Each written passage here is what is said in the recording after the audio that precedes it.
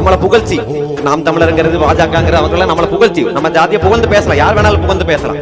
புகழ்ந்துட்டா நம்ம அப்படியே புகழ்ந்துட்டா நம்மளுக்கு பெரிய இது வந்துடுது, சந்தோஷம் வந்துடும். அவனை ஜெயிக்க வச்சுட்டு அடுத்த வேலையை பார்க்க போவோம். அவன் புகழ்வான், நம்மளுக்கு ஒரு பிரச்சனை வந்தா பேச வருவானா? பேச வரல. புகழ்ந்துட்டா மட்டும் போதுமா? எல்லாரும் நான் வேணா யார வேணாலும் புகழ்ந்துட்டு போவேன். ஆனா அவன் எனக்கு ஓட்டு போடுவானா? நான் புகழ்ந்துட்டேன் என்பதற்காக ஓட்டு போட மாட்டான். ஆனா நம்மளுக்கு அந்த தாழ்வு மனப்பான்மை, அவன் புகழ்றானுங்க. பிரச்சனை போது அவன் வரல. இல்ல, எந்த பிரச்சனைக்கு வந்தான்? இந்து ஒற்றுமை பேசுறவங்க வந்தார்களா? இந்துக்கள் ஒற்றுமை வேணும் போராடியவர்கள் நாங்க.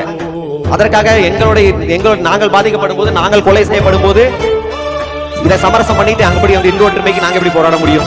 யாருக்கு இந்து ஒற்றுமைகள் வேணுமோ அவங்க வந்து இந்த கூலிப்படையிலும் இந்த கலவரக்காரர்களையும் அடக்கி வைக்கணும். உங்களுக்கு தேவையில்லாத இந்து ஒற்றுமை நாங்க மட்டும் அடிபடுற நாங்க எப்படி பாதிக்கப்பட்டவர்கள் கிட்ட வந்து எப்படி சமரசம் செய்ய சொல்லுவேன்? அதனால அதையெல்லாம் விட்டு எல்லாம் நாங்க எந்த காலத்திலும் சமரசம் செய்து கொள்ள மாட்டோம். ஒரு காலத்திலும் இந்த சமுதாயத்துக்காக எந்த சமுதாயத்தை விட்டு கொடுத்து சமரசம் செய்து கொள்ள விட மாட்டார் டாக்டர் ஐயா.